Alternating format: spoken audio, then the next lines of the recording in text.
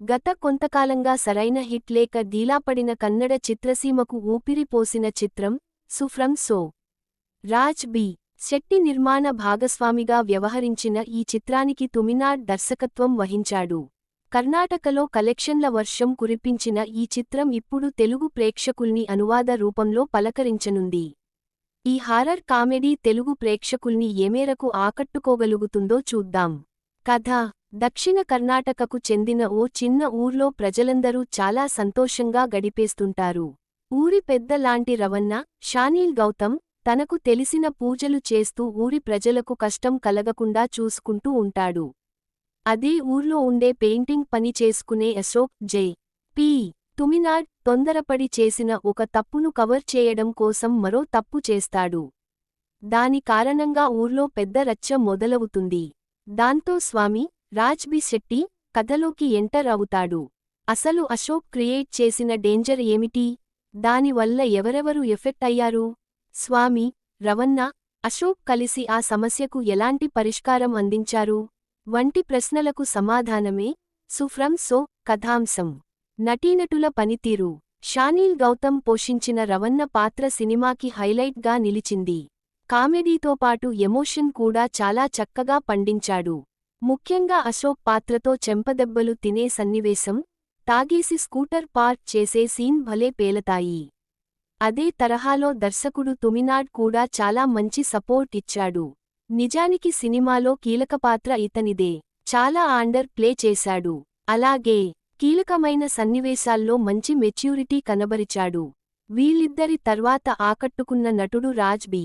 శెట్టి. దొంగ స్వామిగా అట్టై హావభావాలు, బాడీ లాంగ్వేజ్ హిలేరియస్ గా పేలాయి. ముఖ్యంగా దెయ్యం అనుకుని పరిగెత్తే సీన్ భలే పేలింది. ఇక గ్రామస్థుల పాత్రల్లో నటించిన ప్రకాష్ తుమినాడ్, దీపక్లు భలే నవ్వించారు. వీళ్లందరికీ మించి సంధ్య పాత్ర చాన్నాళ్లు గుర్తుండిపోతుంది. ఆమె పాత్రతో మంచి మెసేజ్ ఇచ్చారు.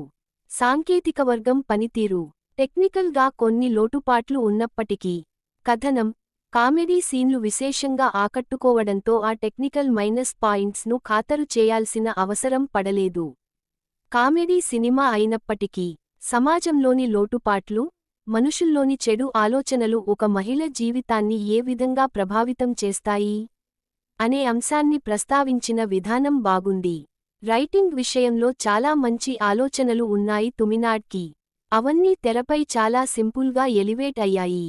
దర్శకుడిగా, రచయితగా, నటుడిగా తుమినాడ్ అత్యద్భుతంగా ఆకట్టుకున్నాడనే చెప్పాలి. హారర్ కామెడీ జోనర్ని ఈ స్థాయిలో లారెన్స్ తర్వాత పండించిన దర్శకుడు తుమినాడ్ అని చెప్పడంలో ఎలాంటి సందేహం లేదు.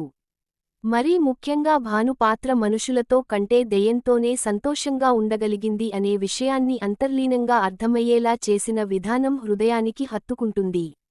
సినిమాటోగ్రఫీ, సంగీతం, ఎడిటింగ్ వంటి అంశాలన్నీ బాగున్నాయి.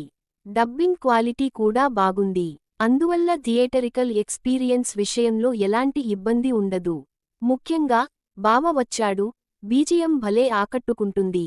విశ్లేషణ: హారర్ సినిమాలతో నవ్వించడం అనేది చాలామంది చేశారు కానీ, నవ్వించి ఆ తర్వాత ఎమోషనల్ కనెక్ట్తో అలరించడం అనేది చాలా అరుదుగా జరిగే విషయానికి సుఫ్రం సో లో అదే జరిగింది. చాలా సెన్సిబుల్గా డీల్ చేయడంతో మంచి సినిమా చూసామన్న సంతృప్తితో పాటు ఆరోగ్యకరమైన కామెడీ కడుపుబ్బా నవ్విస్తుంది.